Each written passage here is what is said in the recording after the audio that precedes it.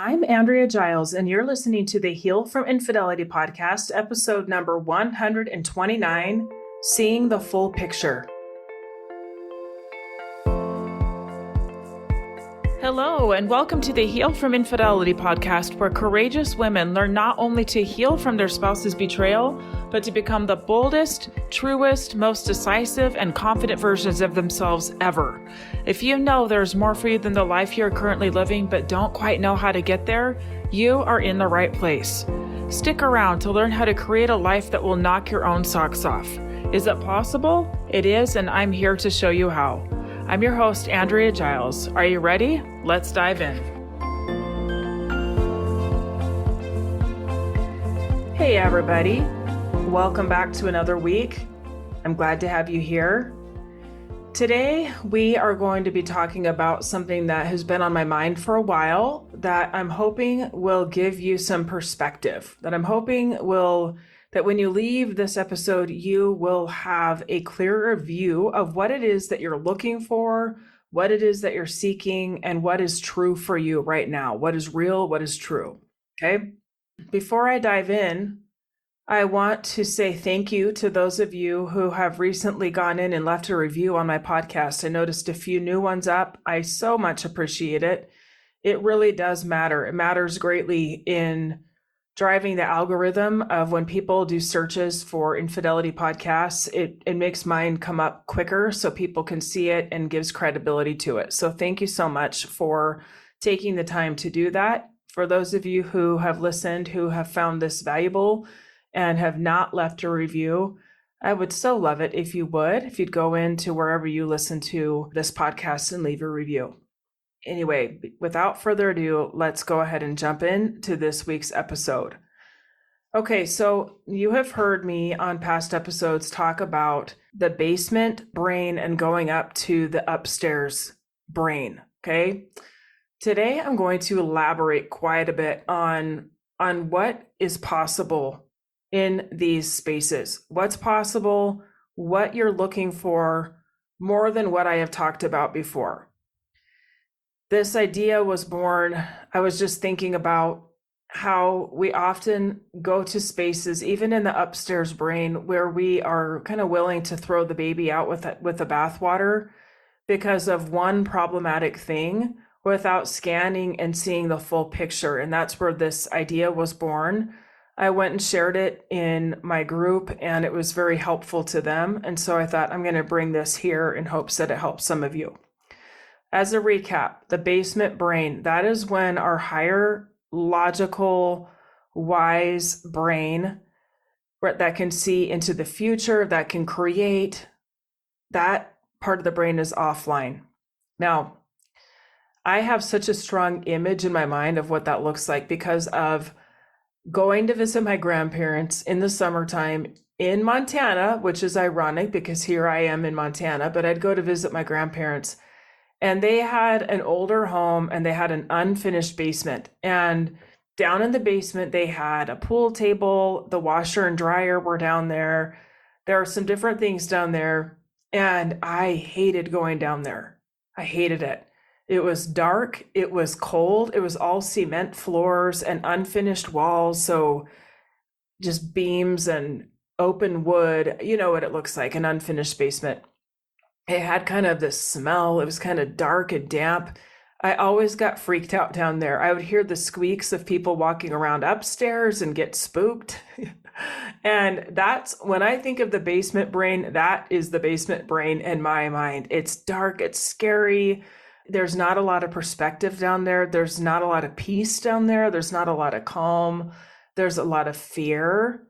There's a lot of black and white, very resolute black and white thinking. Without really being able to see any kind of nuance to anything, right? This is where we're really hanging out strongly in our fight or flight response. I think you get the picture, right? It's cold, it's damp, it's dark, it's spooky. And then we start learning how to create safety within ourselves, and we start walking up those stairs. And sometimes walking up those stairs can spook us out to where we run back down. There has to be a motivating reason for us to decide to start walking up those stairs.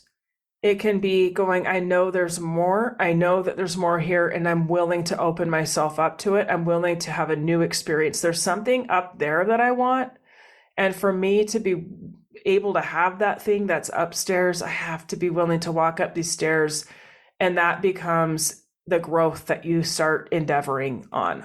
That's the path you start walking down, growing your capacity to feel new emotions as you walk up those steps. Okay.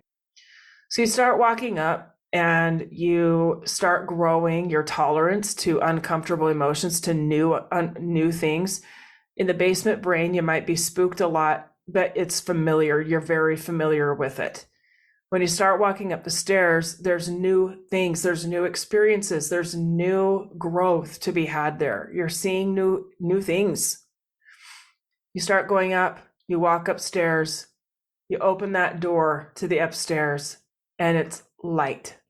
You see light, you see windows, you see beyond the four walls of the concrete and the scrap wood and the unfinished mess, right? You see beyond it, you see a finished space where it's beautifully decorated, where it's painted, the walls are finished, it's not concrete floors, right? Where you can see outside. You can see sometimes for miles based on where your home is, right? You can see that there's more beyond what you were living in that basement. And there's so much beauty in that. There's so much beauty in that. Now, there's something that I see, and this is what has inspired this whole thing, this whole episode. There's something that I see that I want to draw attention to today. Sometimes in that upstairs space, we can use logic that maybe we learned from other people. Maybe it's something that we have held on to that has served us pretty well, actually, that we're trying to still hold on to, but that maybe needs to be examined. And I'll tell you what it is that I am talking about here. I am telling you, every professional, right? And myself included in this, every professional, every therapist, every coach that is in the relationship marriage space will tell you that trust is the basis for a good relationship. You have to have trust. And that if trust is not there, you don't have a relationship. And I want to push back on that today. Okay? I want to push back on that. I want to broaden our vision here of what this means, because coming out of infidelity, trust has been completely shattered. It's not just a little damaged, it's shattered, right? Because part of infidelity, it goes hand in hand, is that there is willful deceit. It's not just like a little white lie that doesn't harm anyone. It's like willful. I know that this person would want to know this, and I'm not going to tell them because I don't want to deal with the fallout of that, even though I know that they would want to know. That's the kind of lying, right? And if we go by that statement, that if you don't have the trust, you have nothing, none of us would have any reason to stick around.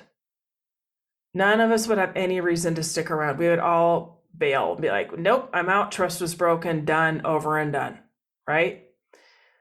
For those of you listening who are in this space where you are kind of poking around to see like what else is here? Like, is if the trust is broken, but maybe there's a reason why you're kind of hanging on and looking around.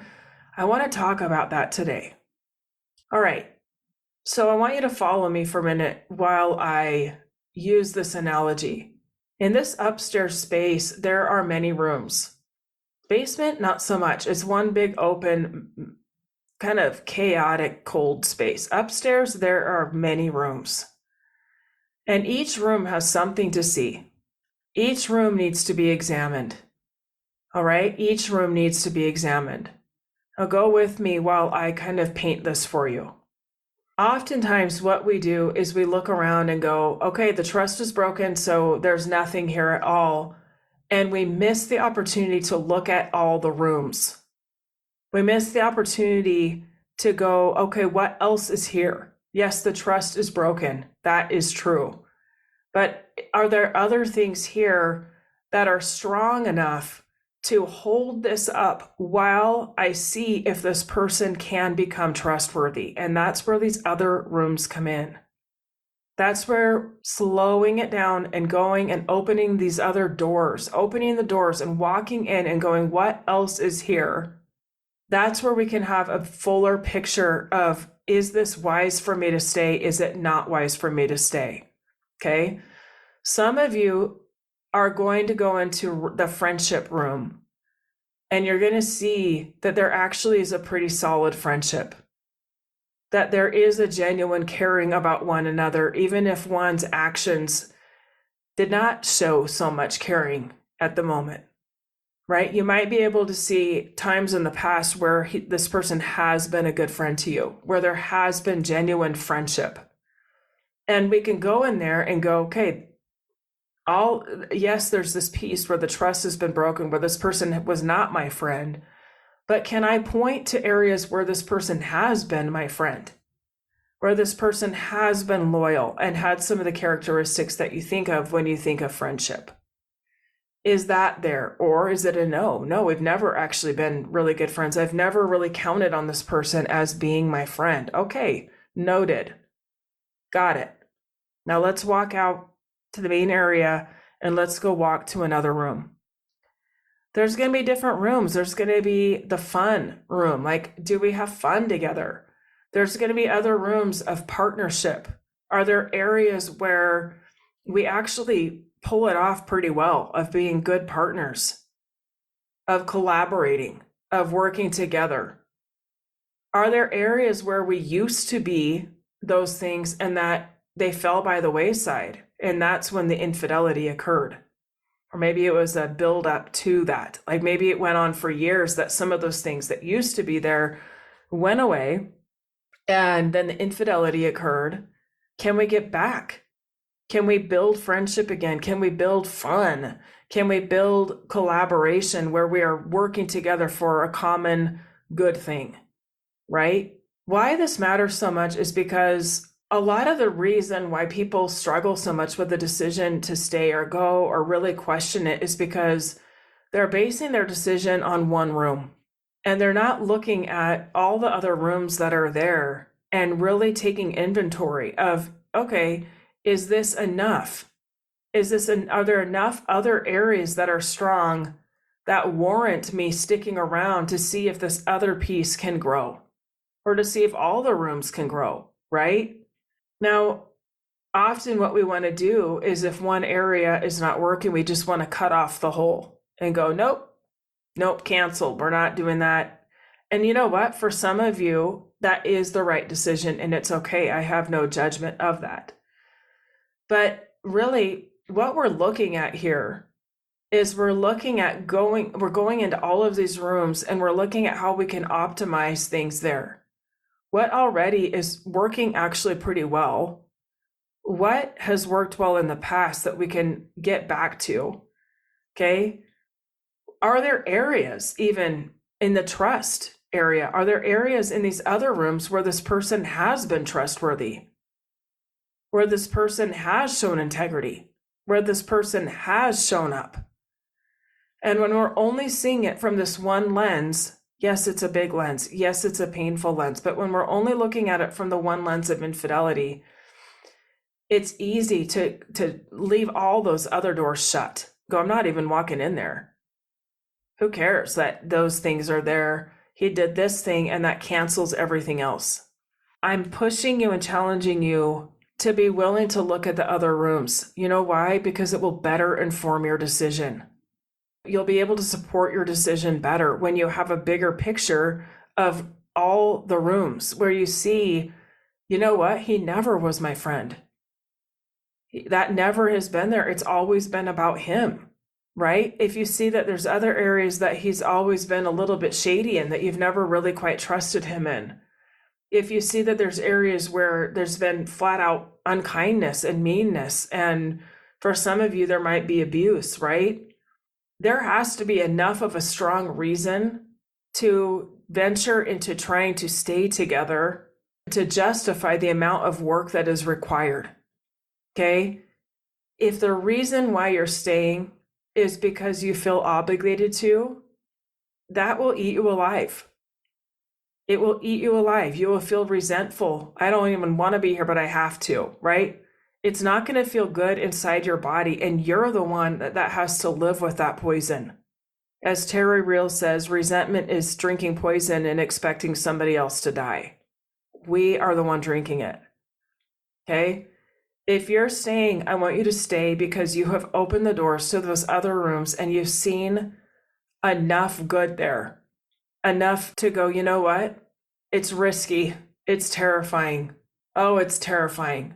But there's enough here that I'm willing to risk leaning in and seeing what we can do, what we can build.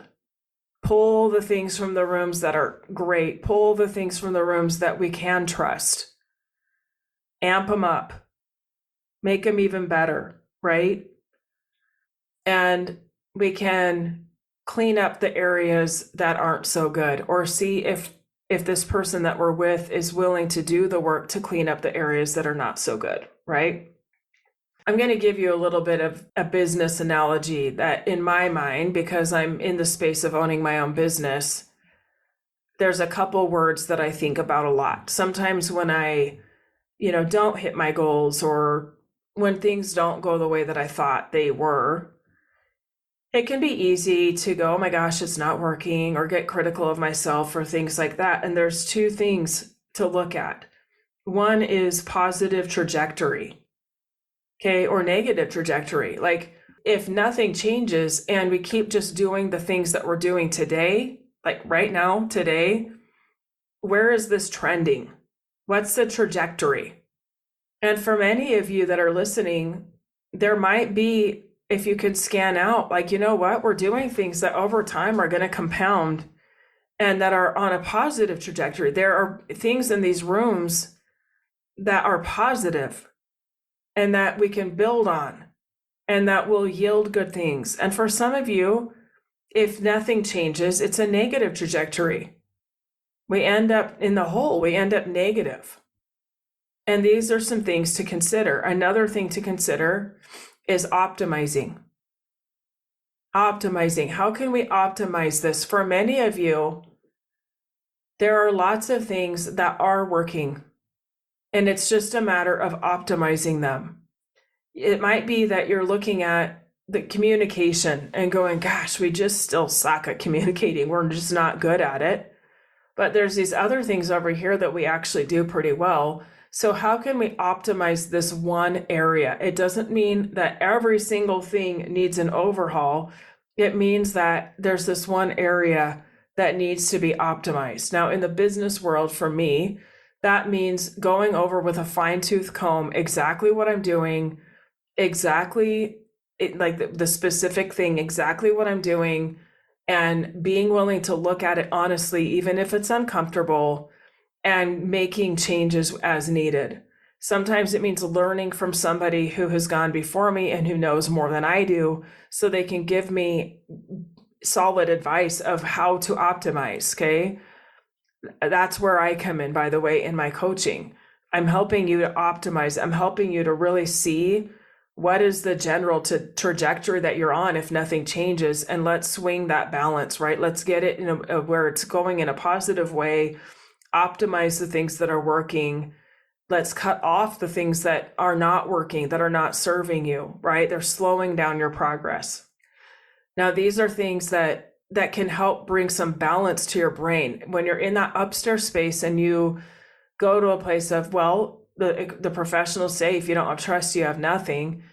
This is where you can bring balance to your brain and go, yeah, right now the trust is damaged, but what else is here? What else is true? That is true. And what else is true? And let's actually take inventory so that you can make a decision based on many factors and not just the one. Okay, not just the one.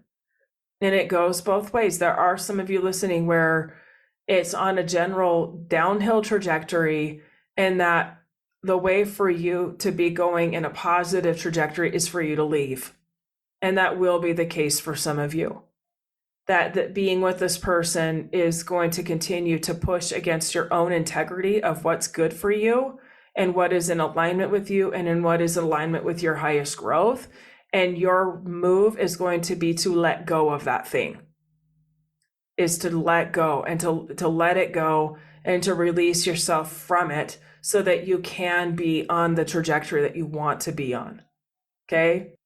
So my challenge for you today is I want you to listen to this podcast and examine where you are. Are you down in the basement? Are you somewhere on the stairs? Are you hanging out in the room that says that I shouldn't trust him and everything else sucks because the trust is broken? Or are you hanging out in the living room, looking at the different rooms and going, yeah, I think there's probably some pretty good things in those rooms, but I'm afraid to look at them because then I have to admit that maybe there are some good things here that are worth me fighting for, not just him fighting for, but me fighting for. And what would that require of me? Right? What would that require of me? Or there might be some of you that are hanging out on the couch going, I know that there's things for me to look at there, but I know that it will be actually really uncomfortable to see because I already know that there are some things that were there before that are not necessarily good and healthy. And I'm just not sure if there's enough good to warrant sticking around. My challenge for you today is to get off that couch and to go open a door. Go look behind the door. Go look and see what is in there. Go look in the friendship room. Go look in the fun room. Go look in the finance room where you look at the finances and see how you partner together. If you do, if you don't, like how you feel around your finances in your marriage, where you look at your parenting. What kind of parents do we co-parent well? That's definitely a space to look at, right? Now, all of these things can be optimized. All of these things can be worked on. But I will say there needs to be a strong enough reason to, besides obligation. There has to be more. There has to be more, or it will end up hurting you. Okay, it will end up eating you alive. This has to be because there's enough reason that you see a reason to stick around. For some of you, there might not be enough behind those doors, but there's this child that you have or children. And that child is enough of a reason for you to go, let's see what we can do here. That's good enough. What we're avoiding here is I have to stay because of this kid. I have to stay because my kid deserves to have both parents. That's breeding grounds for obligation. Obligation often turns into resentment, okay? But sometimes our children are a reason to dig in deeper and go, okay, initially I would have just bailed and just gone, I'm out, I'm done. But let's see what else is here. Let's see if we can build. I'm willing to slow this down and just see what else is here, okay? That's my challenge for you. Use your imagination. You can close your eyes. You can visualize yourself walking into these rooms, looking at what's there. What else is here? What is happening now? What do those rooms look like now? Like this is what they've been, but what is true now? The more you can see the whole picture, the more confident you're going to be in making your decisions because you can know that you took the time to really see the whole picture and to see the truth. And to see what was real before the infidelity and what is real now. And then making your decisions based on those things. And when you find yourself slapped on down to the basement, which happens, right? We get triggered, we get back down to the basement. It is going to be your understanding of what is upstairs, like your ability to bring yourself back to what actually is real. That's going to help you get back up those stairs in a much faster pace. You're not going to have to stay in the basement that long. Who wants to come out from the basement if we can't see what's on the other side? Like if we don't have a vivid vision of what good comes from helping ourselves to get there, right? We have to give our brains something, the motivation, something to hold on to, a reason to push ourselves. Okay, to push our own growth in growing our capacity to settle our nervous system so we can get back up those stairs. Okay, reminding ourselves there's some really good things up there. There's truth up there. I like who I am there. I like how I feel there. Okay. All right, my friends, that's what I've got for you today. I hope that you are leaving with a good idea of some exercises you can do, some things that you can think about that might actually help you think about things in a very different way, and that it gives you something to shine a new light on, some new perspective here. Okay. All right. Thank you so much. I will let you know that my program is now enrolling for January. The doors are open. The group is so amazing. I just met with them today, and they are just the most powerful women that are so done handing their power over to other people and want to get their life back and feel like they are taking ownership of their life in a strategic way that they can support as they navigate the ins and outs of infidelity, getting behind themselves as in the decisions that they're making. It's so powerful. And if you have been interested in joining, I can't think of a better time than setting yourself up for a full year of amazing coaching, amazing support, amazing camaraderie with other women. Come join us. Come join us. You can find out more over on my website, andreagiles.com, under the Work With Me tab. There's a lot of information there about my program, and I would love to see you inside.